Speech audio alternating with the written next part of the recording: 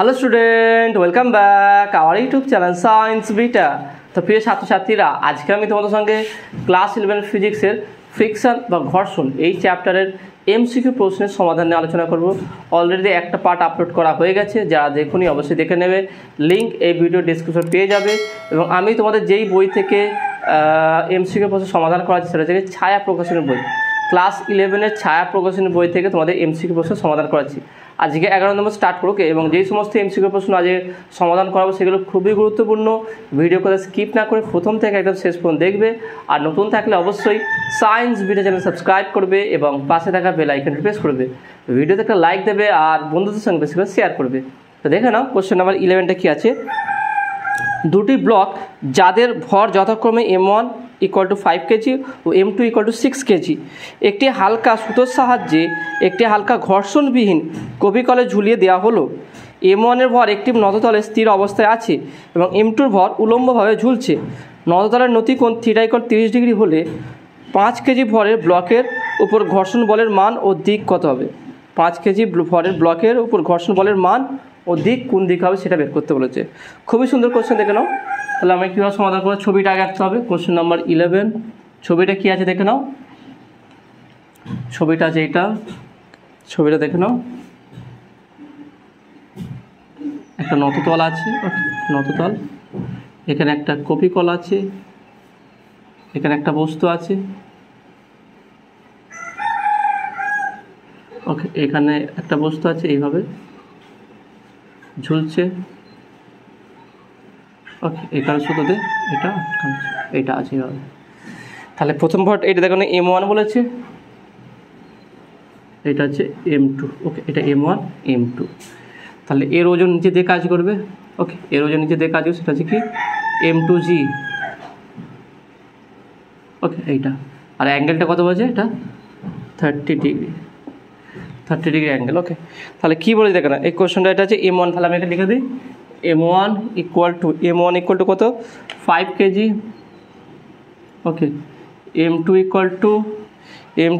কী আছে দেখে নাও, 6 কেজি, ওকে, m2 = 6 KG.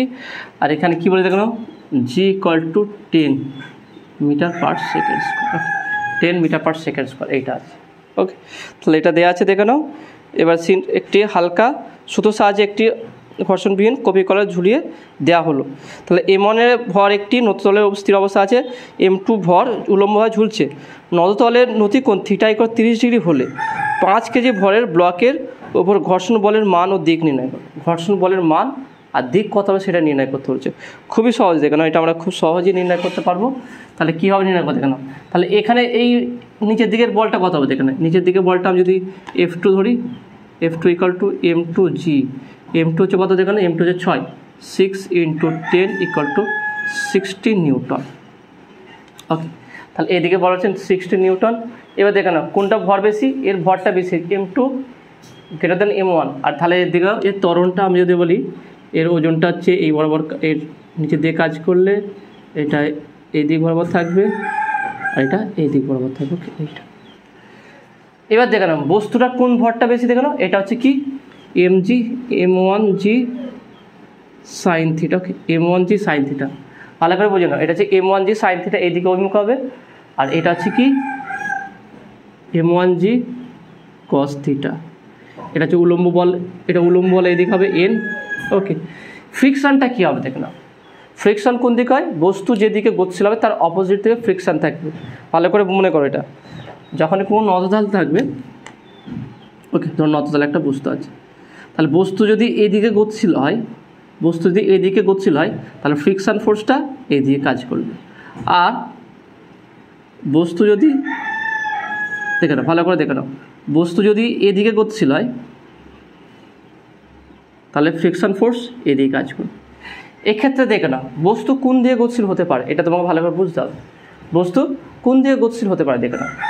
এখানে দেখে নাও m2 > m1, m2 > m1। যদি m2 বেশি হয় তাহলে বস্তু কোন দিকে গতিশীল হবে, নিচের দিকে। তাহলে বস্তুটা এই দিকে গতিশীল হওয়ার চেষ্টা করবে। তাহলে ফ্রিকশন ফোর্সটা কোন দিকে কাজ করবে, এই দিক বরাবর, ফ্রিকশন ফোর্সটা এই দিকে কাজ করবে, ওকে। তাহলে ভালো করে দেখো, ঘর্ষণ বলটা তাহলে কোন দিকে কাজ করবে, এই দিক বরাবর কাজ করবে। এখানে বের করতে বলেছে কি, স্থির অবস্থায় m2 ভরের উপর চলে ঘর্ষণ বলের মান f এর মান বের করতে বলেছে। তাহলে দেখে নাও এর বস্তুটা, তাহলে ভালো করে কনসেপ্টটা বোঝার চেষ্টা করো। যদি m2 ভরটা বেশি হয়, m2 ভরটা বেশি হলে ঘর্ষণ বল বস্তুটা, এই বস্তুটা নিচের দিকে নামবে আর এটা উপর দিকে উঠবে, তাই না? আর যদি তাহলে ঘর্ষণ বলটা তাহলে এই দিকে কাজ করবে। যদি বস্তুটা স্থির অবস্থা থাকতে হয় তাহলে এই mg আর এই টোটাল ফোর্স, অর্থাৎ নিচের দিকে যেই বল কাজ করবে সেই বল আর এই mg দুটো যদি ইকুয়াল হয়ে যায় তাহলে বস্তু স্থির থাকবে। ভালো করে দেখে নাও, একটা কোনো জিনিস কপি কলম সাজিয়ে আটকানো আছে, এই দিকে একজন টানছে, এই বস্তু এই দিকে উঠছে, তাহলে এই দিকেও যদি কেউ টানে আর এই দিকে টান আর এই দিকে টান, m2 বস্তুর উপর নিচের দিকে টান আর m1 বস্তুর উপর নিচের দিকে টান, দুটো যদি ইকুয়াল হয়ে যায় তাহলে বস্তুটা স্থির অবস্থা থাকবে। তাহলে আমি বলতে চাচ্ছি m2 ভর, m2 এর বল হচ্ছে নিচের দিকে কাজ, m2g এটা নিচের দিকে কাজ করছে, তাহলে এই বলটা আর এর নিচের দিকে বলটা যদি দুটো ইকুয়াল হয়ে যায় তাহলে এই বস্তুর আর কোথায় গতিশীল হবে না, স্থির অবস্থায় থাকবে। তাহলে আমরা এখানে বলতে পারি কি, তাহলে অতএব f plus m1g sign theta equal two m2g, m2gর সঙ্গে ইকুয়াল হতে হবে। তাহলে বা f ইকুয়াল টু m2gটা কী ছিল দেখো 60 মাইনাস m1 হচ্ছে কি 5 × 10 × সাইন 30 ডিগ্রি, সাইন 30 ডিগ্রি, কারণ অ্যাঙ্গেলটা কত বলছে 30 ডিগ্রি, দেখো না কোনটা 30 ডিগ্রি বলেছে। তাহলে 60 মাইনাস 5 × 10 = 50 বা সাইন 30 তো হাফ, 5 × 10 × সাইন 30 1/2, 2 2 কাটছে, তাহলে কত হচ্ছে দেখ 5 × 2 = 10, 5 5 = 25, 60 মাইনাস 25, তাহলে কত হচ্ছে দেখে নাও, 60 মাইনাস 25 করলে 5 থেকে কত 10, 5 3 3 35 এত নিউটন। তাহলে ঘর্ষণ বলের মান কত হচ্ছে 35 নিউটন। ওকে, 35 নিউটন বল, আর এটা কোন দিকে কাজ করছে দেখে নাও, নিচের দিকে, তাই না? কারণ এটা নিচে দিকে কাজ করলে এটা টানবে এদিকে, তার ফলে এটা এদিকে কাজ করবে, এটা টান। ওকে, তাহলে দেখতে পাচ্ছি আমরা যে এটা 35 নিউটন হবে, আর কোন দিকে কাজ করে, নিচের দিকে। অপশানগুলো দেখুন কী বলেছে, অপশান এ 35 নিউটন নতলের উপর দিয়ে কাজ করে, অপশান এ হবে না। অপশান বি 35 নিউটন নতলের নিচে দিয়ে কাজ করে, তাহলে option B is right answer. এক্ষেত্রে হচ্ছে অপশান বি। তাহলে এটা 35 নিউটন বল হবে, কারণ বেরিয়ে দেখুন 35 নিউটন বল আর নিচের দিয়ে কাজ করবে। সিম্পলভাবে বুঝে নাও, এই অঙ্কগুলো কিন্তু খুবই কনসেপচুয়াল, পরীক্ষার জন্য খুবই গুরুত্বপূর্ণ। এরকম নিউমেরিক্যাল প্রবলেম আছে, শুধু এমসিকিউ হিসাবে নেবে না, এটা নিউমেরিক্যাল প্রবলেমও ভাবো তুমি। বলেছে কি, একটা m1 বস্তু এটা নতলের উপর স্থির আছে, আর একটা কপি করার সাথে m2 বস্তু আছে, m2 বস্তুর ভর 6 কেজি আর এটা 5 কেজি। তাহলে অবভিয়াসলি যদি m1 বস্তু গতিশীল হতে হয় তাহলে উপর দিকে গতিশীল হবে, তাহলে উপর দিকে যদি গতিশীল থাকে নতল বরাবর এর বল কোন দিকে কাজ করে, নিচের দিকে m1g সাইন থিটা ভরের জন্য, আর যেহেতু বস্তুর উপর দিকে গতিশীল তাহলে ঘর্ষণ বলটাও নিচের দিকে কাজ করবে। এবার এর গতিশীল এই বস্তুটা স্থির করতে হলে কী করতে হবে, তাহলে এখানে যে বল প্রযুক্ত হয়েছে তাহলে এই নিচের দিকে দুটো বলকে ইকুয়াল করতে হবে, যদি ইকুয়াল হয়ে যায় তাহলে বস্তুটা স্থির থাকবে। তাহলে আমি সেটাই করছি, m2g = টোটাল এর যোগফল, সেখান থেকে ঘর্ষণ বলটা বের করলাম। ওকে, তা আশা করি তুমি এটা বুঝতে পেরেছো। পরের কোশ্চেন দেখা যাক, পরের কোশ্চেন নাম্বার 12 কী বলছে দেখে নাও। একটি বস্তু থিটা নতিকোণ বিশিষ্ট একটি নততল বরাবর নেমে আসে, নামার সময় ঘর্ষণ গুণাঙ্ক মিউ দূরত্বের সঙ্গে সমানুপাতিক।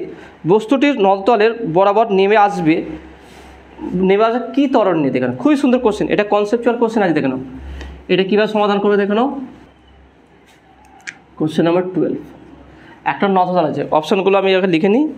অপশান এ ত্বরণ, স্থির ত্বরণ, ওকে স্থির ত্বরণ কী বলে যেটা দেখে নাও, জি সাইন থিটা, অর্থাৎ বস্তুটি কী বলছে কোশ্চেনটা দেখে, আমি ছবিটা আর একবার আঁকছি, নাহলে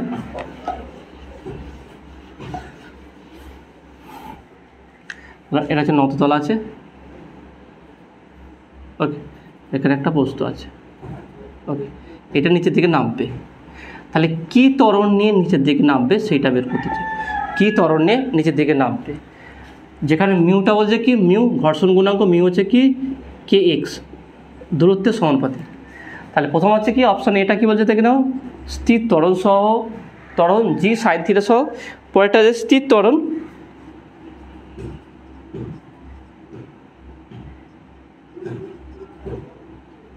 স্থির ত্বরণটা কী আছে দেখে নাও, G sine theta minus mu cos theta সব ওকে। এটা সিটা কী হচ্ছে দেখে নাও, স্থির মন্দন,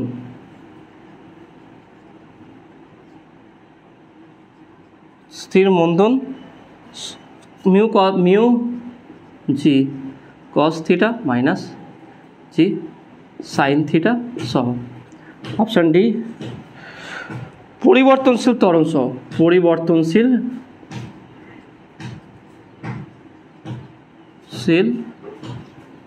ত্বরণ সহ। তার কোনটা সঠিক হবে দেখেন, খুবই সহজ। এবার এই কোশ্চেনটাকে কনসেপচুয়াল আছে, ভালো করে বোঝার চেষ্টা করো। তাহলে একটা বস্তু ধরলাম ভর হচ্ছে এম, ওকে, তাহলে এর এইদিকে হচ্ছে কি এম জি সাইন থিটা, তাহলে এইদিকে ত্বরণটা কী হবে দেখেন, এই দিক বরাবর ত্বরণটা কাজ করে কোন দিকে দেখেন, বা আমি লিখছি এম জি, লিখছি এম জি সাইন থিটা, এটা হচ্ছে এই দিক বরাবর হচ্ছে কি এম জি কস থিটা, এটা হচ্ছে কি এম জি, ওকে। এদিকে উলম্ব বল এন। এবার দেখেন বস্তুটা কী বলেছে দেখেন, এটা থিটা, বস্তুটা কী অবস্থা বলেছে দেখেন, বস্তু বলেছে কি একটি বস্তু থিটা নতকোণ বিশিষ্ট একটি নতল বরাবর নেমে আসছে, নিচের দিকে নামছে, তার নিচের দিকে নামছে, এটা নিচের দিকে নামছে, ঘর্ষণ বল কোন দিকে কাজ করবে, বিপরীত দিকে। সর্বদা কেন বস্তুর মোশনের অপোজিট ডাইরেকশানে সর্বদা ঘর্ষণ বল কাজ করে, তাহলে বস্তুটা নিচের দিকে নেমে আসছে মানে ঘর্ষণ বল এদিকে, তাই না? তাহলে দেখে নাও আমি এখানে বলতে পারি কি, তাহলে অতএব আবার এফ ইকুয়াল টু কি মিউ এন, তারপরে হচ্ছে কি মিউ এনটা মানে হচ্ছে এটা হবে mu M G cos theta. তাহলে এই বলটা হচ্ছে কি কোন দিকে, এই দিকে কাজ করছে, আর এই বলটা এই দিকে কাজ, তাহলে নেট বল লব্ধি বল কোনটা হবে দেখো, বস্তু নিচে দিকে আসছে নিশ্চয়ই, তাহলে এই বলটা বেশি, তাই না? তাহলে লব্ধি বল এখানে খুঁজে দেখো, লব্ধি বল F equal to M G sine theta minus mu M G cos theta, okay. তাহলে এখানে যদি এম বাদ এফ ইকুয়াল টু এম যদি বাইরে বের করি G sine theta minus mu cos theta, okay. এটা তাহলে বা F by M equal to G sine theta minus mu cos theta. তাহলে এফ বাই এম মানে কি এ, আমরা যদি F equal to M A, তাহলে এ ইকুয়াল টু কি এফ বাই এম, তাহলে A equal to G sine theta minus মিউটা কী হচ্ছে দূরত্বের সঙ্গে সমানুপাতিক, মিউটা কে এক্স, তাহলে কে এটা জি হবে, ওকে, কে এক্স জি কস থিটা। এবার এখানে দেখুন, তাহলে এই ত্বরণটা কী হচ্ছে কি দেখুন, এর সঙ্গে কোনো মিলছে কি, যেহেতু একটা ভ্যারিয়েবল কে এক্স আছে, তাহলে এই ত্বরণটা হচ্ছে কি পরিবর্তনশীল, ভালো করে দেখে নাও এটা কী আছে, তার মানে কী বলতে পারি কি এটা হচ্ছে কি ফাংশন অফ এক্স, অর্থাৎ আমরা বলতে পারি কি A equal to F of X function of X, অর্থাৎ ত্বরণটা কি এক্সের চলনের সাথে সব পরিবর্তনশীল, এক্স আছে দেখো, তার মানে ত্বরণটা এখানে কী হয় দূরত্বের সহিত পরিবর্তনশীল হবে, অর্থাৎ option D is right answer. এইগুলো কোনোটাই হবে না, কারণ স্থির হচ্ছে না, কারণ যেহেতু আমার মিউটা দূরত্বের সঙ্গে সমানুপাতিক, তাহলে এখানে যদি মিউটার মান বসিয়ে দিই তাহলে কি এক্স জি কস থিটা, তাহলে এক্স পরিবর্তনশীল হলে ত্বরণও পরিবর্তনশীল হবে, ওকে। তো আশা করি তোমরা বুঝতে পেরেছো। পরের কোশ্চেন যাওয়া যাক, পরের কোশ্চেনটা কোশ্চেন নাম্বার 13, 13 নম্বর কোশ্চেনটা কী বলছে দেখে নাও, 5 কেজি ভরের একটি ব্লক একটি অমসৃণ অনুভূমিক তলে আছে, তল ও ব্লকের মধ্যে স্থির ঘর্ষণ গুণাঙ্ক ও চল ঘর্ষণ গুণাঙ্ক যথাক্রমে 0.7 ও 0.5। একটি অনুভূমিক বল ব্লকটিতে প্রয়োগ করা হলো যাতে এটি ঠিক গতিশীল হয়, এটি ঠিক গতিশীল হয়। ব্লকটি চলতে শুরু করার পরও বলটি ক্রিয়া করতে থাকলে ব্লকের ত্বরণ হবে কততে, ত্বরণ বের করতে বলছে। খুবই সহজ কোশ্চেন আছে এবং কনসেপচুয়াল কোশ্চেন আছে দেখুন। তাহলে কীভাবে সমাধান হবে দেখো, কোশ্চেন নাম্বার 13 অপশানগুলো লিখে নিই। অপশান এ, অপশান এটা কী বলছে দেখো 1 meter per second square. Option B, option B এখানে কী বলছে দেখো, অপশান বি হচ্ছে 2 metre per second square. Option C, option C কী বলছে দেখো 3 meter per second square, 4 meter per second square. কোনটা হবে দেখো না। তো ধরলাম এখানে একটা বস্তু আছে যার ভর M equal to 5 KG, 5 KG বলে দিয়েছে দেখো, তাহলে বস্তুর ওজনটা নিচের দিকে কাজ করবে mg, এই হিসাবে প্রতিক্রিয়া বল এইদিকে কাজ করবে n। ওকে, এখানে g = কত 10 মিটার পার সেকেন্ড স্কোয়ার। তাহলে এখানে স্থির ঘর্ষণটা কত, ঘর্ষণ গুণাঙ্ক কত বলেছে দেখো, μs = 0.7 আর μk অর্থাৎ কাইনেটিক ফ্রিকশন বা এখানে বলছে কি দেখে নাও যে চলো ঘর্ষণ অর্থাৎ যেটা গতিশীল আছে 0.5। এবার দেখেন এখানে ঘর্ষণ বল কী হবে দেখে নাও, তাহলে ঘর্ষণ বল হচ্ছে স্থির ঘর্ষণ বল। ওকে, এখানে কি স্থির ঘর্ষণ বল। ওকে, বা এটা বলা যেতে পারে, কারণ এটা বলেছে দেখে নাও আমরা এখানে বলেছে কি যে এটি ঠিক গতিশীল হয়, অর্থাৎ ঠিক গতিশীল হওয়ার আগে পর্যন্ত যেই ঘর্ষণ থাকে অর্থাৎ বস্তুটা গতিশীল নেই, গতিশীল আর তার থেকে যদি বেশি বল দেওয়া হয় তাহলে বস্তুটা গতিশীল, তার ইকুয়াল বা তার থেকে বেশি বল দিলে বস্তুটা গতিশীল হয়ে যাবে। তাহলে এই বলটাকে এই ঘর্ষণ বলটাকে বলা কি লিমিটিং ফ্রিকশন বা মানে সীমাস্থ ঘর্ষণ বল। সেটাকে আমরা কী দ্বারা প্রকাশ করি, FL = μs n, তাহলে μs mg। তাহলে যদি মানটা বসে 0.7 ইন্টু এমটা হচ্ছে 5 × 10, তাহলে FL-টা কত হচ্ছে দেখে নাও, FL-টা হচ্ছে কত দেখে নাও 10 মিনিট 10 চলে যায়, তার 5 7 থেকে 35 35 নিউটন। তাহলে লিমিটিং ফ্রিকশান কত হচ্ছে 35 নিউটন। তাহলে কোনো বস্তুকে যদি অনুভূমিকভাবে এই বলটা প্রযুক্ত করা হয় যেটা ফ্রিকশান করছে তাহলে বস্তুটা গতিশীল হয়ে যাবে। এখানে বলেছে দেখে নাও, এখানে বলছে একটি অনুভূমিক বল ব্লকটিতে প্রয়োগ করা হলো যাতে এটি ঠিক গতিশীল হয়। ঠিক গতিশীল হয় মানে একদম লিমিটিং ফোর্স হয়। তাহলে বস্তুটি গতিশীল হওয়ার জন্য তাহলে বলতে পারি অতএব বস্তুটি ঠিক গতিশীল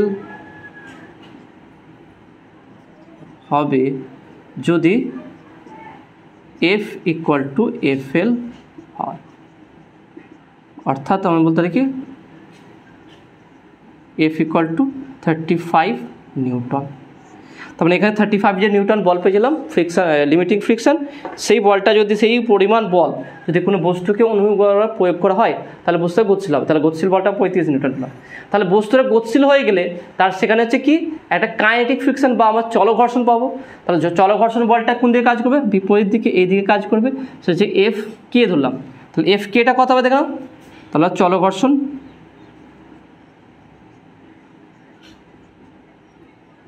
ঘর্ষণটা কত হবে FK = μk ওকে mg, μk mg। ওকে, তাহলে μk mg, μk হচ্ছে 0.5 ইন্টু এমটা হচ্ছে 5 ইন্টু জিটা হচ্ছে 10, তা 10 মিনিট চলে গেল, তো 5 5 25 25 নিউটন FK। তাহলে নেট বল কত হচ্ছে দেখে নাও, বা লব্ধি বল। বস্তুটা যেহেতু গতিশীল আছে যেহেতু লব্ধি বলটা মানে এই বলটা দেখতে পাচ্ছি আমার বেশি আছে। তাহলে এখান থেকে কী বলতে পারি দেখে নাও, তাহলে অতএব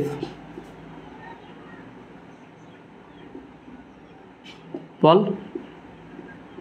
F লব্ধি বল F' = F - FK।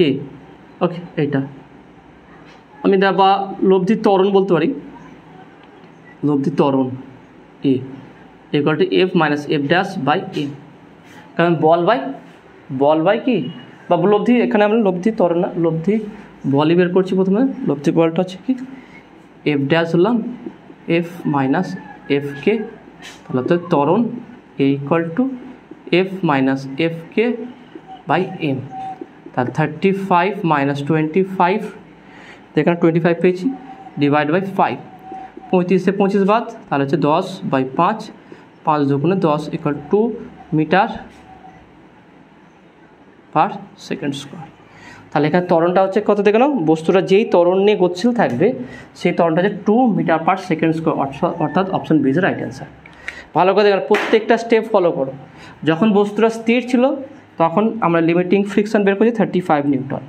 এবার বস্তুটা গতিশীল করতে হবে, তাহলে গতিশীল করতে হলে মিনিমাম এই ফোর্সটা দিতে হবে, তবেই বস্তুটা গতিশীল হবে। তাহলে আমরা বস্তুটা গতিশীল হওয়ার জন্য ঠিক গতিশীল হওয়ার জন্য F = FL হবে, অর্থাৎ F = 35 নিউটন হবে। তাহলে যখন বস্তুটা গতিশীল হয়ে গেছে তখন সেই যে ঘর্ষণ কাজ করবে সেই ঘর্ষণকে বলা হয় কি চলক ঘর্ষণ। ওকে, তাহলে চলক ঘর্ষণ বা কাইনেটিক ফ্রিকশন, তাহলে কাইনেটিক ফ্রিকশন কি ফর্মুলা কি F K equal to mu K M G. তাহলে পেয়ে গেলাম। তাহলে এই বলটা এদিকে কাজ করবে, এই ডাইরেকশন এদিকে, এই ডাইরেকশন এদিকে। তাহলে লব্ধি বল কি দুটোকে মাইনাস করে দেবো, ত্বরণ কি বল বাই ভর, তাহলে লব্ধি বল বাই ভর, সেখান থেকে ত্বরণটা পেয়ে গেলাম। ওকে, তো আশা করি তোমরা এটা বুঝতে পেরেছো। পরের কোশ্চেন যাওয়া যাক। পরের কোশ্চেন নাম্বার 14, 14 নম্বর কোশ্চেনটা কী বলতে দেখে নাও। সম্পূর্ণ মসৃণ একটি 45 ডিগ্রি নতিকোণ বিশিষ্ট নতল বরাবর নামতে একটি বস্তুর যে সময় লাগে, 45 ডিগ্রি নতিকোণ বিশিষ্ট একটি অমসৃণ নততল বরাবর নামতে তার n গুণ বেশি সময় লাগে। বস্তু ও অমসৃণ নততলের মধ্যে ঘর্ষণ গুণাঙ্ক হলো, ঘর্ষণ গুণাঙ্কের মানটা বের করতে বলেছে। খুবই সহজ, কীভাবে বের করবো দেখে নাও। তাহলে কোশ্চেন নাম্বার 14 অপশান এ, অপশানগুলো লিখে নিই। Mu equal to 1/1 minus N square. Option B mu equal to 1 minus 1 by N square. Option C mu equal to root of 1/1 minus n square. Option D mu equal to root of 1 minus 1 by n square. Okay, কোশ্চেনটা কি বলে দেখুন।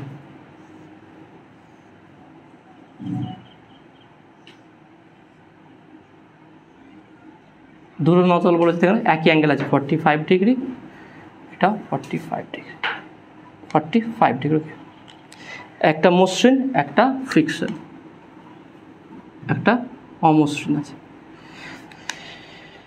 তাহলে দেখুন দুটি নতল বরাবর আছে, একটা বস্তু আছে, ধরলাম এখানে একটা বস্তু আছে। ওকে, এই বস্তু আছে। কোশ্চেন ভালো করে দেখে নিই। তাহলে একটি মসৃণ এবং একটি 45 ডিগ্রি নতিকোণ বিশিষ্ট নতল বরাবর নামতে একটি ব্লকের যে সময় লাগে নামতে হবে। তাহলে এক্ষেত্রে ত্বরণটা কী হবে দেখে নাও। এক্ষেত্রে ত্বরণটাকে আমি এ বলছি, এই ত্বরণটাকে এই দিক বরাবর ত্বরণটাকে এ ড্যাশ বলছি, এর নামছে নিচের দিকে। তাহলে এই ত্বরণটা কী হবে G sine theta, A equal to G sine theta. এখানে এ ড্যাশ ইকুয়াল টু কী হবে দেখে নাও, ঘর্ষণ আছে, তাহলে ত্বরণটা নামবে এদিকে জি সাইন থিটা হবে, আর এই দিক বরাবর ত্বরণটা কী হবে দেখে নাও মিউ জি কস থিটা হবে। ওকে, কারণ দেখে নাও এখানে আমরা জানি এম জি কস থিটা, এখানে হবে সেই হিসাবে ঘর্ষণ এটা কাজ করবে, ত্বরণ কাজ করে দেখে নাও। তাহলে এখানে লব্ধি কী হবে G sine theta minus mu G cos theta. Okay, এটা তাহলে এক্ষেত্রে এর ত্বরণ, এক্ষেত্রে এর ত্বরণ ধরলাম। এক্ষেত্রে এর জন্য এখান থেকে এইটা নামতে প্রথমটা ক্ষেত্রে, ওকে এখান থেকে নামতে, এখানে দূরত্ব সেম থাকবে দুটো এস, এটাও এস, এখান থেকে নামতে ধরলাম T1, এক্ষেত্রে নামতে হচ্ছে T2। ওকে, তাহলে এক্ষেত্রে সরণটা বলতে পারি S equal to UT plus half of A T square T1 square. এক্ষেত্রে ইস ইকুয়াল, কারণ প্রাথমিক বেগ শূন্য ধরি, ওকে প্রাথমিক বেগ ইউ ইকুয়াল টু 0 উভয়ের ক্ষেত্রে।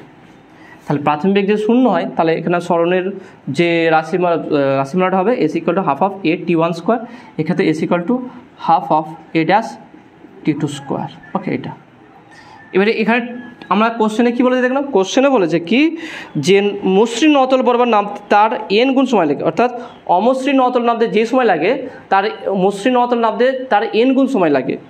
এখানে ভালো করে নথি করবে, একটি অমসৃণ নতল বরাবর নামতে তার n গুণ বেশি সময় লাগে। অর্থাৎ এখানে যদি আমি শুধু ধরলাম এখানে টি ধরলাম, এটা T1 না ধরে টি ধরলাম, আর এখানে তাহলে কত সময় লাগবে NT লাগবে। এখান থেকে ভালো করে দেখুন, এখান থেকে এই পাদতল পর্যন্ত বস্তুটা নামতে যে সময় লাগবে, এখানে নামতে তার n গুণ বেশি সময় লাগবে। তাহলে এটা যদি টি স্কোয়ার হয়, তাহলে এটাকে কী হবে, এটা NT স্কোয়ার, তার মানে half of A dash NT তার হোল স্কোয়ার। তাহলে এখানে ত্বরণটার মান বসিয়ে দিলে, তাহলে বা S equal to half of এর মান কি G sine theta T square, আর এখানটা দেখে নাও এস ইকুয়াল টু কি half of G sine theta minus mu cos theta N square T square. Okay, এটাকে 1, এটাকে 2, দুটোকে ইকুয়াল করবো, কারণ দুটোই দূরত্ব সেম আছে। তা দুটো ইকুয়াল করলে কী পাবো দেখুন, এখানে কী বের করতে হবে মিউ বের করতে বলেছে। ওকে, মিউ বের করতে বলেছে এখানে, তাহলে দেখে নাও কী হবে এটা।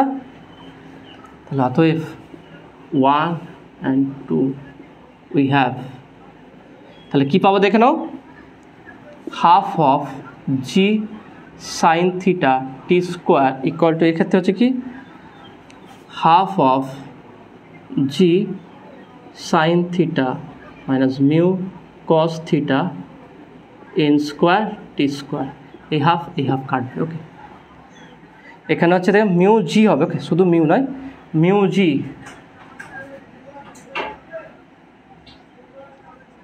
ওকে, মিউ জি কস থিটা। ওকে, মিউ জি, এটা মিউ জি হবে, এটা মিউ জি হবে। মিউ জি হবে, তাহলে কী পাচ্ছে দেখুন, তাহলে বা এখানে টি স্কোয়ারটাও কেটে যাবে, টি স্কোয়ার কেটে যাবে, তাহলে এখানে পাচ্ছি কি জিও কেটে যাবে। দেখুন জি সাইন থিটা, এখান থেকে যদি জি কমন নিয়ে নিই তাহলে পাচ্ছি দেখে নাও N square sine square theta minus mu N square cos theta. দেখে নাও এন স্কোয়ার জি কমন নিয়েছি উভয় পক্ষ থেকে, N square sine theta minus mu N square cos theta, তাহলে এই জি কাটবে, তাহলে বা sine theta equal to N square,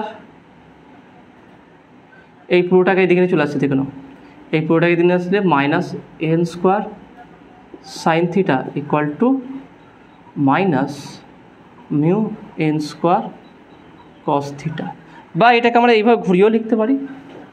সেটা কেমন করে দেখে নাও, মিউ এন স্কোয়ারকে এদিকে নিয়ে আসছে, তাহলে বা mu N square cos theta equal to N square sine theta minus sine theta. Okay, theta equal two কত ডিগ্রি বলছে 45 ডিগ্রি, আমরা পরে বসাবো, থিটা 45 ডিগ্রি বলে দিয়েছি। তাহলে দেখে নাও সাইন থিটা যে কমন নিন, তাহলে বা mu okay mu N square equal to sine theta common নিলাম N square minus 1 by cos theta, এই কস থিটাকে নিচে নামালাম, তাহলে বা mu equal to N square minus 1 by N square into sine theta by cos theta হচ্ছে কি tan theta. তাহলে এটা পেয়ে গেলাম, ভালো করে দেখলাম, তাহলে একটা রিলেশন পেয়ে গেলাম। এবার দেখে নাও এখানে যদি মানটা বসিয়ে দিই, তাহলে বা mu equal to N square 1 হয়ে যাবে by 1 by N square into tan 45 degree. Tan 45 ডিগ্রির মান কত, কারণ থিটা ইকুয়াল টু কত বলেছে 45 ডিগ্রি, কোশ্চেন দেখে নাও 45 ডিগ্রি। ওকে, থিটা হলো 45 ডিগ্রি, তাহলে বসিয়ে দিলে কত হচ্ছে মিউ ইকুয়াল টু কত পাচ্ছি দেখে নাও 1 minus 1 by N square, mu equal to 1 minus 1 by N square. তাহলে অপশান কোনটা আছে দেখে নাও, option B is A right answer. ভালো করে দেখে নাও, খুবই ইন্টারেস্টিং কোশ্চেন ছিল এটা। বলেছে কি দুটো নজল আছে, একটা মসৃণ একটা অমসৃণ, মসৃণ থেকে নামতে যেই সময় লাগবে অমসৃণ থেকে তার এন গুণ সময় লাগছে, এটা বলে দিয়েছো, তো আর কিছু না।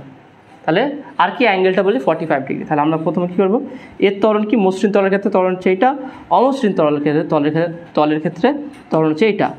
তাহলে এর ক্ষেত্রে যে টি সময় লাগে, এর ক্ষেত্রে এন টি সময় লাগবে।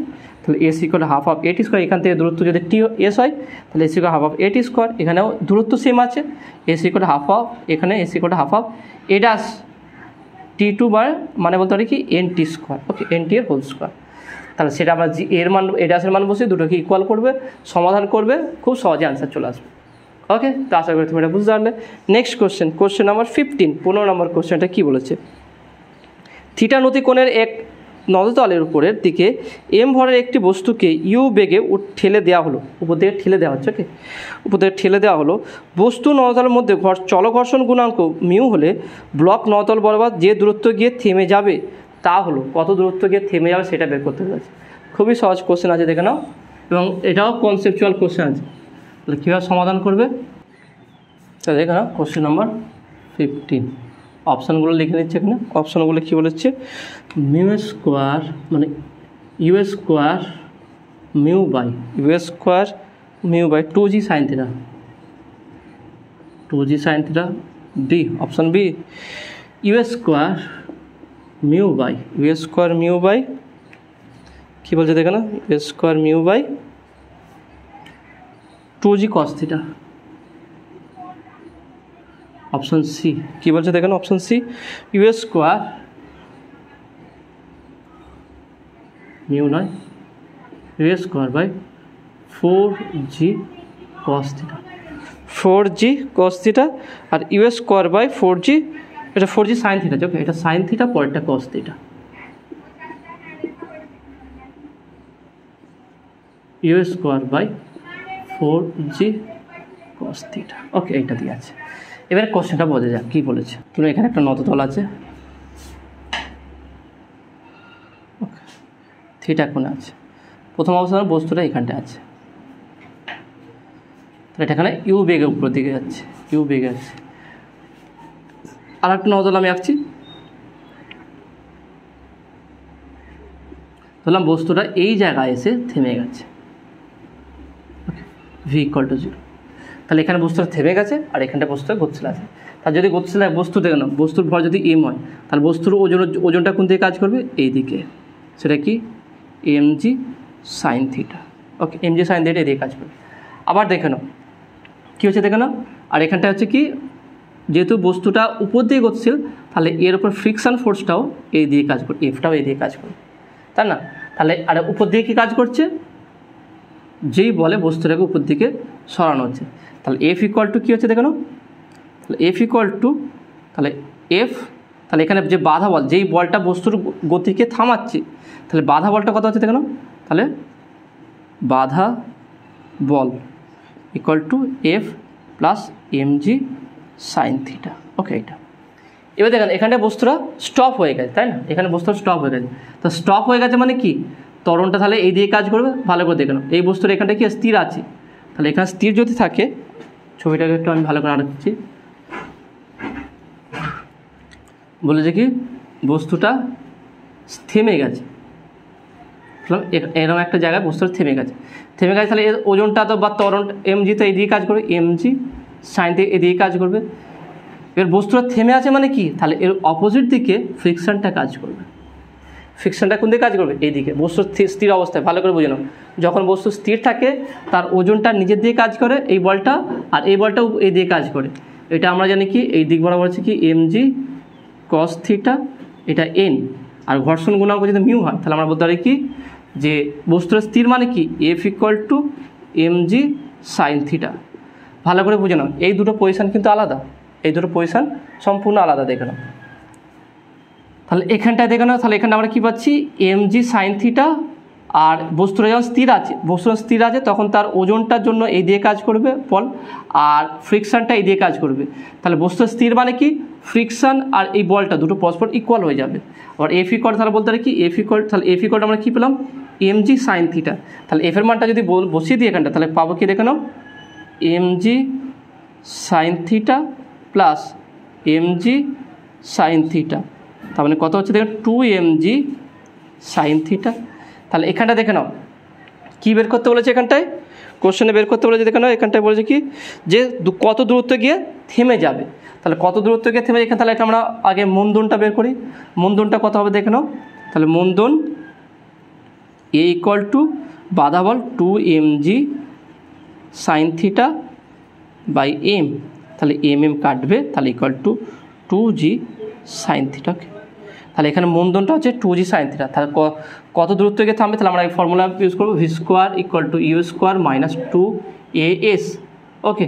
তাহলে ভি ইকুয়াল টু 0, কারণ থেমে গেছে, ইউ স্কোয়ার মাইনাস 2as, তাহলে বা 2as equal to U square, তাহলে বা S equal to U square by 2a, তাহলে equal to U square by 2 into এর মান কত পেয়েছি 2g sin theta, 2g sin theta, তার মানে কত হচ্ছে দেখেন U square by 4g sin theta. তাহলে দূরত্ব কত পেলাম দেখে না, U square by 4g sin theta কত হচ্ছে দেখে না, option C, option C is right answer. আর দেখে না খুবই ইজি ছিল, কিন্তু কনসেপচুয়াল, সহজ কিন্তু খুবই কনসেপচুয়াল। ভালো করে বোঝার চেষ্টা করো, তোমাকে এই জিনিসগুলো বুঝে, এই জিনিসগুলোর সঙ্গে যখন তুমি ডিল করতে পারবে, তখন যে কোনো অঙ্ক তোমার সহজে লেগে যাবে। যে প্রবলেম সেট 1-এ অঙ্ক আছে বা অন্যান্য অঙ্কগুলো খুব সহজে বুঝতে, কারণ তুমি প্রত্যেকটা কেস স্টাডি করছো, প্রত্যেকটা জিনিস বোঝার চেষ্টা করছো। তাহলে এখানে দেখে না বস্তুটার কত দূরত্বকে থেমে যাওয়া বলেছে, তাহলে এখানটায় যখন বস্তুটা গতিশীল আছে, তা যখন উপর দিকে উঠছে তখন সে মন্দন নিয়ে উঠছে, তাই না? একটা গ্র্যাভিটির বিরুদ্ধে তুমি একটা বস্তু তুলছো, তখন সেটা মন্দন হচ্ছে। তার কারণ মন্দন হচ্ছে বলে থেমে গেল একটা জায়গায়। তো তাহলে যখন এখানে আছে তখন বলটা কি, বাধা বল কোনটা কাজ করছে দেখুন, বাধা বল হচ্ছে এইটা, এই দুটো বল হচ্ছে বাধা বল, তাই না? এই দুটো বল হচ্ছে বাধা বল। তাহলে এইটা হচ্ছে বাধা বল হচ্ছে কি এইটা, বা এই বল নিয়ে যাচ্ছে, তারপরে যে কী দেখুন একটা জায়গায় থেমে গেছে মানে কি, তাহলে এই বলটা আর এই বলটা ইকুয়াল হচ্ছে, তাহলে এফ ইকুয়াল কী পাচ্ছি mg sin থিটা, তাহলে এফের মানটা বুঝলাম mg sin থিটা, তাহলে এখানে এ ত্বরণটা পেয়ে গেলাম। এবার আমরা জানি কি এখানে রিউজ সমীকরণ হিসাবে v square equal U square minus 2s মন্দনের ক্ষেত্রে হয় এটা, অন্তিম বেগ শূন্য হলে সেখান থেকে আমরা খুব সহজে এসটা পেয়ে গেলাম। ওকে, তো আশা করি তুমি এটা বুঝতে পারলে। প্রত্যেকটা চেন তো মনে রাখবে একটার সঙ্গে একটা কীভাবে সম্পর্ক আমরা ক্রিয়েট করছি, কীভাবে আমরা একটা থেকে আরেকটা জিনিস বের করছি, এইটা ভালো করে যদি ফোকাস করো, মনে করো বা ভালো করে বোঝার চেষ্টা করো, তাহলে আশা করা যায় তোমাকে এই চ্যাপ্টারটা খুব একটা কঠিন লাগবে না। ওকে, পরে কোশ্চেনে যাওয়া যাক। কোশ্চেন নাম্বার 16 কী বলছে দেখে নাও।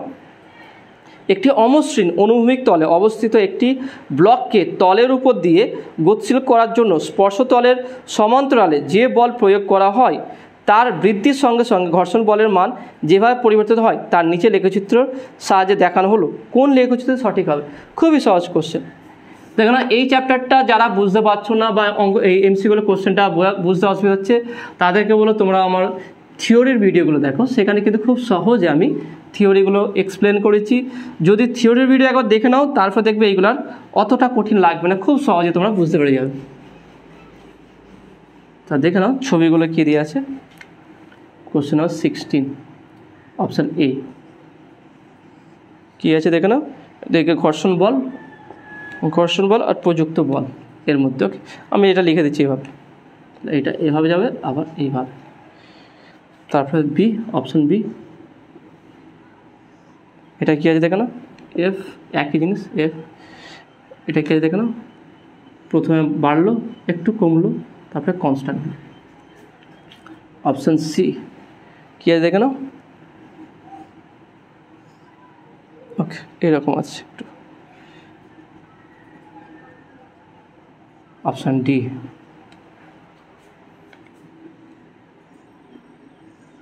বাড়লো তারপরে এখান থেকে এইভাবে। ওকে, কোনটা সঠিক হবে দেখবে, ভালো করে বুঝে নাও, খুবই সহজ। এটা তোমার একটা বস্তু আছে, তাহলে বস্তু যখন স্থির থাকে তখন থেকে তার ঘর্ষণ বলটা এই দিক মানে ঘর্ষণ বল থাকে দেখো না, এবং লিমিটিং ঘর্ষণটা কী ছিল এফএলটা কি সীমাস্ত ঘর্ষণ, অর্থাৎ এই ঘর্ষণটা এর ঘর্ষণের সমান বা এর থেকে ঘর্ষণ যদি বল বেশি দেওয়া হয় সে তখন বস্তুটা গতিশীল হয়ে যাবে। এবং এইটাই হচ্ছে বস্তু এবং এই তলের মধ্যে সর্বোচ্চ ঘর্ষণ, সেই জন্য সীমাস্ত ঘর্ষণ। বস্তু গতিশীল হওয়ার আগে জাস্ট ঠিক আগে ভালো করে বুঝুন, বস্তু গতিশীল হওয়ার ঠিক আগে যে ঘর্ষণ থাকে বস্তু গতিশীল হওয়ার পর ঘর্ষণ বলটা কমে যায়, হয় না? তুমি এটা ভালো করে এক্সাম্পল দিয়ে তুমি বুঝতে পারবে, ভালো করে ফলো করো। যেমন ধরো একটা ভ্যান বা রিক্সা বা এরকম সাইকেল বা মোটর সাইকেল যাই হোক, ধরো একটা ভ্যান আছে, তাতে ধরো কেউ মাল বয়ে নিয়ে যাচ্ছে, অনেকে হয় না রাস্তাঘাটে যে একটা ভ্যানটা ভাই ঠেলে দাও আমার বলে এরকম।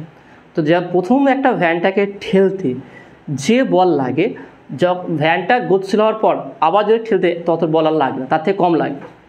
কারণ কি, প্রথম যখন তুমি ঠেলছো তুমি সর্বোচ্চ বল প্রয়োগ তখন সর্বোচ্চ ফ্রিকশন কাজ করছে, সর্বোচ্চ ঘর্ষণ কাজ করছে। বস্তু যখন গতিশীল হয়ে যায় তখন ঘর্ষণ বলটা অটোমেটিক একটু কমে যায়, তাই না? যে কোনো একটা বড় পাথরকে বা বড় একটা গোলককে গুঁড়িকে কাঠের গুঁড়িকে প্রথমবার ঠেলতে যে বল লাগবে, অর্থাৎ জাস্ট গতিশীল করলে একটা বস্তু স্থির ছিল জাস্ট তাকে গতিশীল করলে সেই অবস্থায় যে বল লাগে বস্তুটা গতিশীল হওয়ার পর সেই গতিকে মেনটেন রাখার জন্য, অর্থাৎ বস্তুর গতিটাকে মেনটেন করার জন্য ততটাই কিন্তু বল আর লাগে না, তার থেকে কম বল লাগে। একটা ভ্যানকে গতিশীল করার জন্য যে বল লাগে ভ্যানটার গতিশীলতা মেনটেন রাখার জন্য ততটা বল লাগে না, তার থেকে কম লাগে। তার মানে প্রথম অবস্থায় একটা বস্তু স্থির থেকে গতিশীল হওয়ার জন্য ঘর্ষণ বলটা সর্বোচ্চ হয়, তারপর যখনই বস্তু গতিশীল হয়ে যায় তখন ঘর্ষণ বলটা অটোমেটিকলি কমে যায়। এটা আমি থিওরিতে বলেছিলাম। ওকে, তাহলে কী হবে, চলঘর্ষণ সর্বদা লিমিটিং ঘর্ষণের থেকে কম হবে।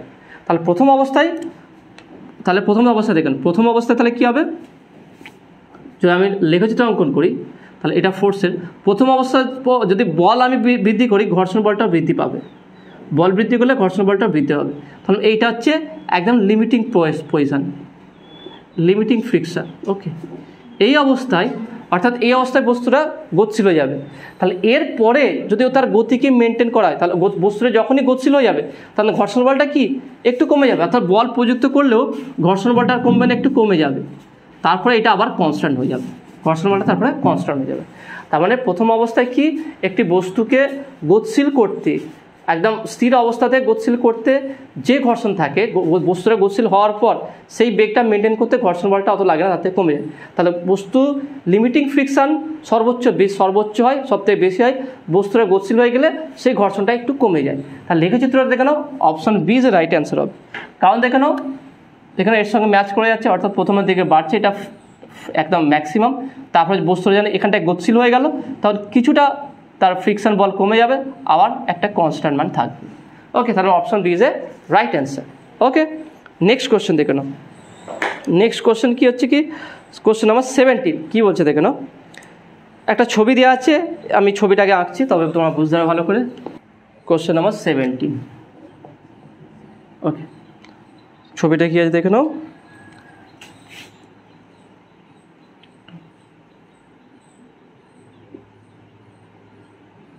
ওকে, এখানে একটা দড়িতে এখানে একটা বস্তু আছে, এখানে একটা বস্তু আছে, এটাকে এ, এটাকে বি বলেছে। এবারে কোশ্চেন আসা যাক। কোশ্চেনটা কী বলতে দেখো, এই ছবি আছে, এ ব্লকের ভর 10 কেজি এবং তল এবং ব্লকটির মধ্যে স্থির ঘর্ষণ গুণাঙ্ক 0.22। ওকে, এবং চলঘর্ষণ গুণাঙ্ক 0.2। ব্লক দুটিকে গতিশীল করতে হলে বি ব্লকটির ন্যূনতম ভর হবে। বি ব্লকটির ন্যূনতম ভর কত হবে, অর্থাৎ এর ভর কত হবে, এর ভরটা কত হবে সেটা বের করতে বলছে। খুবই সহজ, দেখে নাও অপশানগুলো, দেখে নাও। অপশান এ, অপশান এটা কী হবে, 2 KG. Option B 2.2 KG. Option C 4.8 KG. Option ডিটাকে দেন 3.4 কেজি। ওকে, ব্যাস এই অপশানগুলো দেওয়া আছে। তাহলে কীভাবে সমাধান করবো দেখে, খুবই সহজ আছে, দেখে নাও। তাহলে এর ভরটা বলেছে কত, এ বস্তুর ভর এম এ ধরলাম, এম এ ইকুয়াল টু কত বলেছে দেখে নাও, এম এ ইকুয়াল টু বলেছে এখানে 10 কেজি। ওকে, 10 কেজি। এর ওজনটা কোন দিকে কাজ করবে, এম জি, এদিকে এন। তাহলে ফ্রিকশান এফ, এখানেও লিমিটিং, কারণ বস্তুটা গতিশীল করতে হবে, তাই না? এখানে বস্তুটা গতিশীল করতে ন্যূনতম কত হলো। তাহলে আমি যদি লিমিটিং ফ্রিকশান, তাহলে এখানে যে বল প্রযুক্ত হবে, যেই বলে টানা হবে, সেই ফোর্সটা যদি লিমিটিং ফোর্সের সঙ্গে ইকুয়াল হয়ে যায়, তাহলে বস্তুটা কী হবে, গতিশীল হয়ে যাবে। এই বস্তুটা এর আগে যেটা বলছিলাম, অর্থাৎ এখানে যে ফোর্সটা আছে, এই ফোর্সটা এফ ইকুয়াল টু যদি এফ এল লিমিটিং ফ্রিকশান বা সীমাস্থ ঘর্ষণের সঙ্গে যদি ইকুয়াল হয়ে যায়, তাহলে এ বস্তুটা গতিশীল হবে। এ বস্তুটা গতিশীল হবে মানে কি, বি বস্তুটা নিচের দিকে নামবে, আর বি বস্তুটা নিচের দিকে নামতে গেলে বি বস্তুকে বেশি হতে হবে, তাহলে এর ভর বেশি হবে। তাহলে এখানে F equal to F L, মানে capital F equal small F L হলে তবে বস্তুটা গতিশীল হবে, তখনই বস্তুটা নিচের দিকে নামবে। তাহলে দেখে নাও আমরা এটা কীভাবে নির্ণয় করবো। তাহলে এফ এল এখানে বলে দিয়ে গেলাম, mu S static friction coefficient কত বলে দেখে নাও, 0.22। তাহলে আমরা বলতে পারি মিউ এস এম জি, তারপর হচ্ছে 0.22 ইন্টু এম হচ্ছে কত 10, আর জিটা কত বলেছে দেখে নাও, জিটা এখানটায় বলে দেয়নি। ওকে, জিটা এখানে বলে দেয়নি। তাহলে আমি এখানটা ধরলাম কি 9.8 ধরলাম, 9.8 বা আমরা 10ও ধরতে পারি, বা আমরা এখানে রেখে দিচ্ছি। ওকে, সবথেকে ভালো হচ্ছে এখানটা আমরা রেখে দিচ্ছি 0.22 M G. Okay, 0.22 M A জি। ওকে, এটা তাহলে বস্তুটা কখন গতিশীল হবে, যখন F equal to small F L হবে।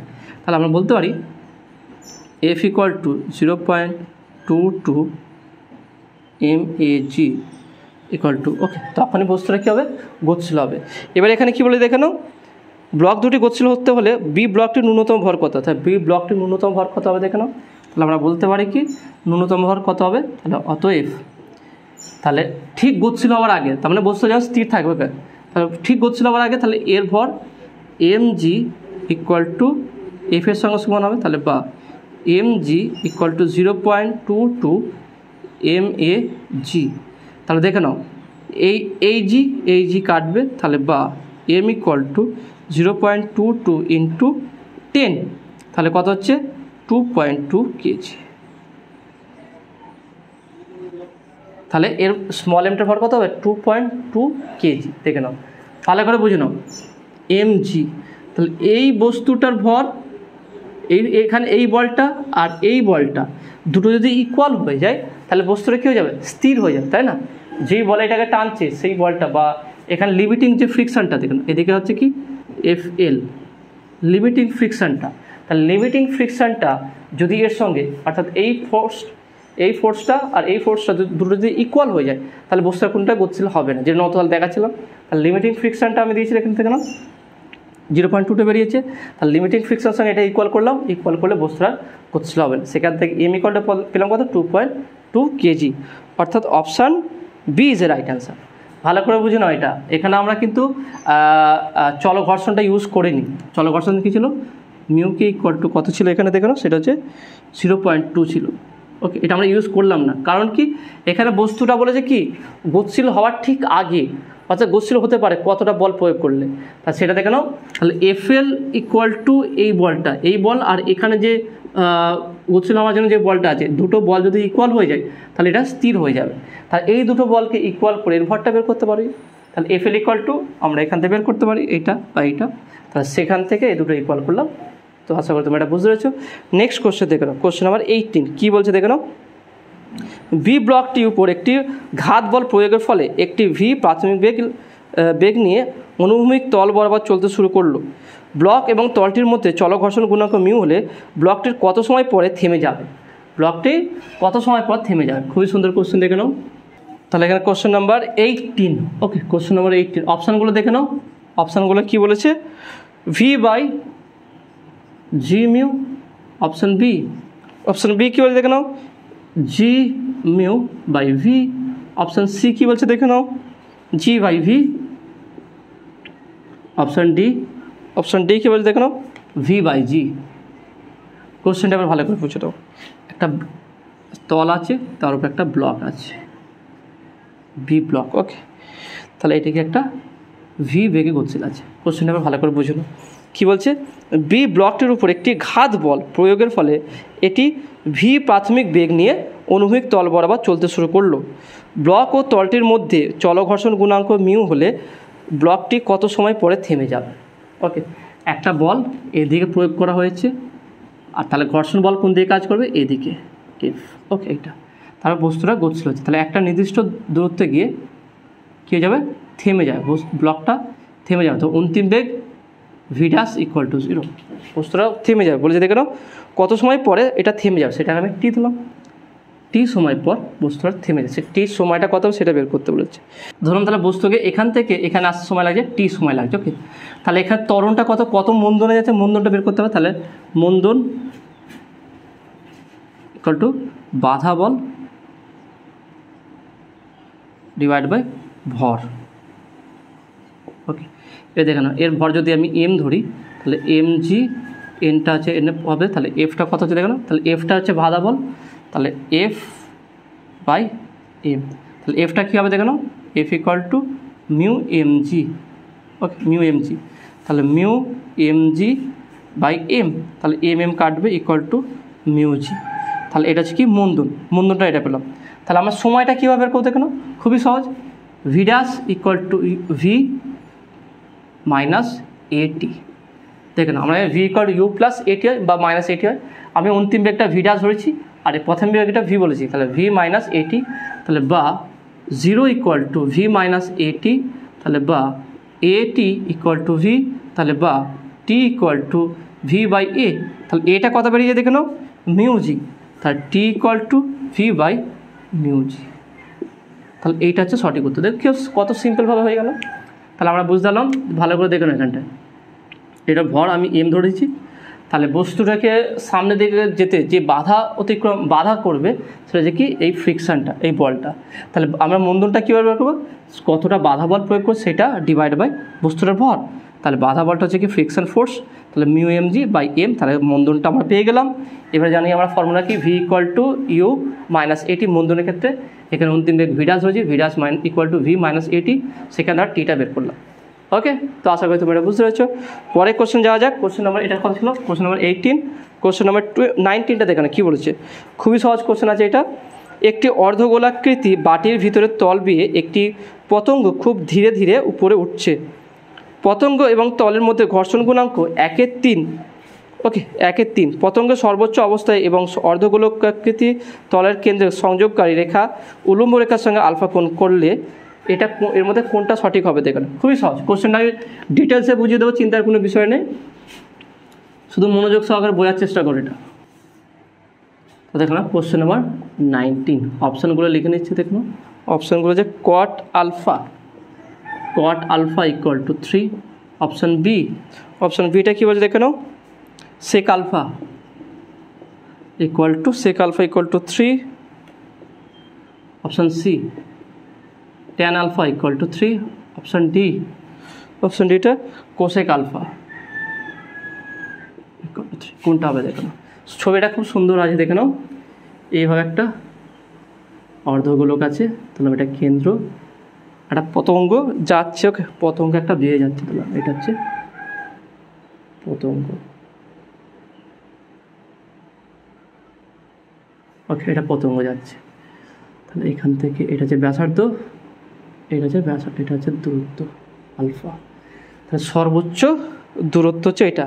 তা সর্বোচ্চ দূরত্ব থেকে দেখে কী হবে দেখে না, এটা ফ্রিকশন কাজ করবে, তাহলে এর ওজন এই বরাবর কাজ করবে, তাহলে এখান থেকে বরাবর একটা উপাংশ ভাঙবে এই দিক বরাবর, আর ঘর্ষণ বলটা ঠিক অপোজিট দিকে কাজ করবে। এটা এফ, এটা যদি ভর যদি এম হয় তাহলে এটা mg সাইন থিটা, ওকে এটা হচ্ছে mg, আর এই লম্ব বরাবর কী হবে এটা mg কস থিটা, ওকে mg কস থিটা।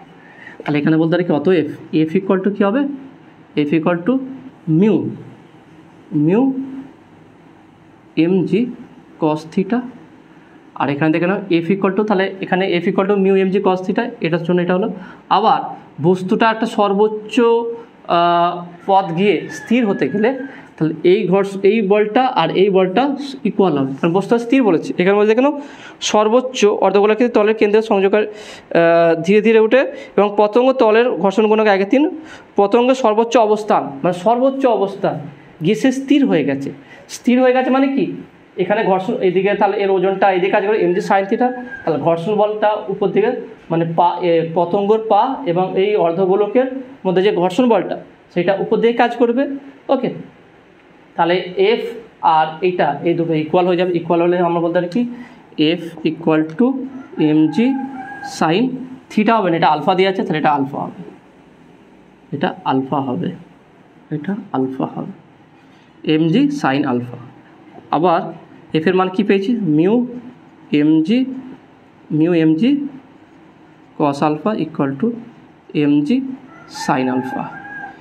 তাহলে mg কাটবে, মিউ এর মানটা বলে দিই দেখে নাও, মিউ ইকুয়াল টু 1/3, ঘর্ষণ গুণাঙ্ক কত বলে দিই দেখো 1/3, তাহলে বা 1/3 okay cos alpha equal to sine alpha.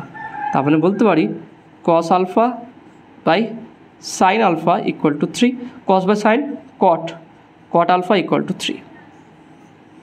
তাহলে answer is option A, option is A right answer. তাহলে করে দেখো না, এরকম একটা অঙ্ক আমরা করেছিল তাই না, এটা গোলকের ক্ষেত্রে দেখে নাও, আমরা সর্বোচ্চ স্থির থাকতে কোশ্চেন নাম্বার 10 দেখে নাও, লাস্ট করেছিলাম, অর্থাৎ এর আগের ভিডিওয় লাস্ট যে 10 নম্বর অঙ্কটা ঠিক সেম, সেখানে একটা বৃত্ত ছিল, এখানে একটা অর্ধগোলক আছে, একই জিনিস। তাহলে এবার দেখো না কোশ্চেনের প্যাটার্নটা কীভাবে চেঞ্জ হয়ে দেখো না, এখানে একটা পতঙ্গ বলে দিয়েছে, তাহলে পতঙ্গ ছবি দেখে ভয় লেগে যাবে যে এটা কীভাবে হবে, জাস্ট আমরা পারবো না।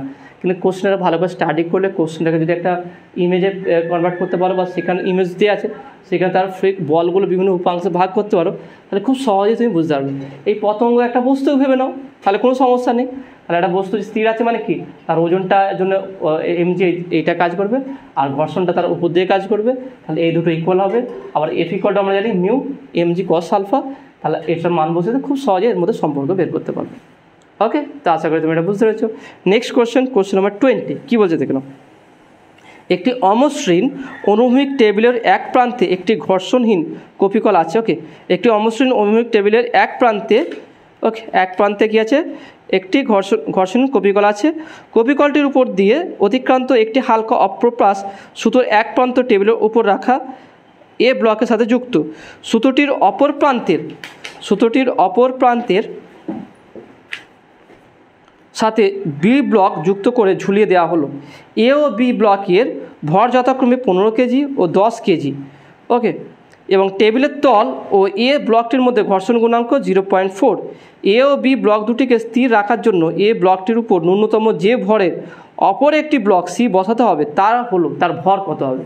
খুবই ইন্টারেস্টিং কোশ্চেন, মজার কোশ্চেন আছে এটা, দেখেন খুবই ইন্টারেস্টিং কোশ্চেন। কীভাবে সমাধান হবে দেখে নাও। কোশ্চেনটা কিন্তু খুবই ইন্টারেস্টিং আছে। Question number 20। এখানে বলেছে কি, একটা ধরুন তল আছে এখানটায়, এখানে একটা কপিকল আছে, এখানে একটা ভর আছে, এর সঙ্গে সুতো দিয়ে এখানে একটা ভর ঝুলে দেওয়া আছে। ওকে, এটা এ, এটা বি, এবং বস্তুটা গতিশীল আছে। ওকে, এখানে বস্তুটা কী বলছে, গতিশীল আছে। তাহলে এর গতিকে রোধ করতে, যাতে বস্তুটা গতিশীল না হোক, সেই জন্য এখানে কতটা ভর দিতে হবে সেটাকে সি ধরা আছে। এই সি এর ভরটা বের করতে হবে। এম সি ইকুয়াল টু কত বের করতে হবে। অপশানগুলো দেখানো কী বলছে, অপশান এ, অপশান এটা কী আছে দেখানো 10 কেজি। অপশান বি, অপশান বিটা কী বলছে দেখে নাও 5 কেজি 0 15, 5 কেজি।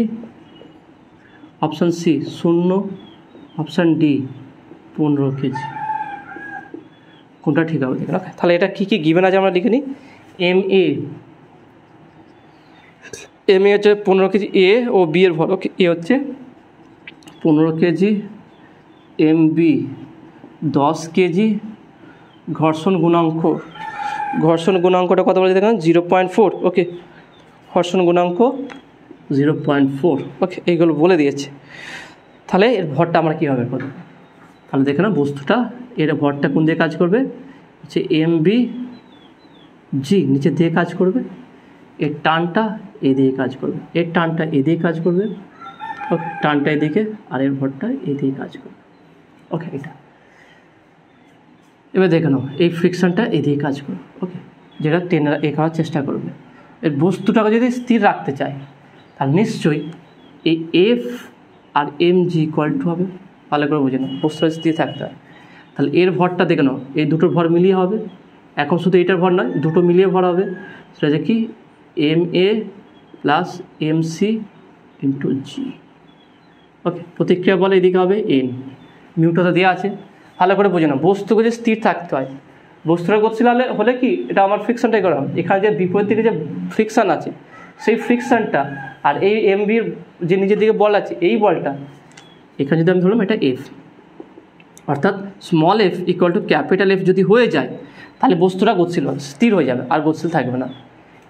পিছনের দিকে যে ঘর্ষণ বলটা আছে, যেটা এদিক বরাবর কাজ করবে, এই ঘর্ষণ বলটা যেটার যার কারণে বস্তুটা থামানোর চেষ্টা করবে, আর এই টানটার জন্য বস্তুটা গতিশীল থাকার চেষ্টা করবে।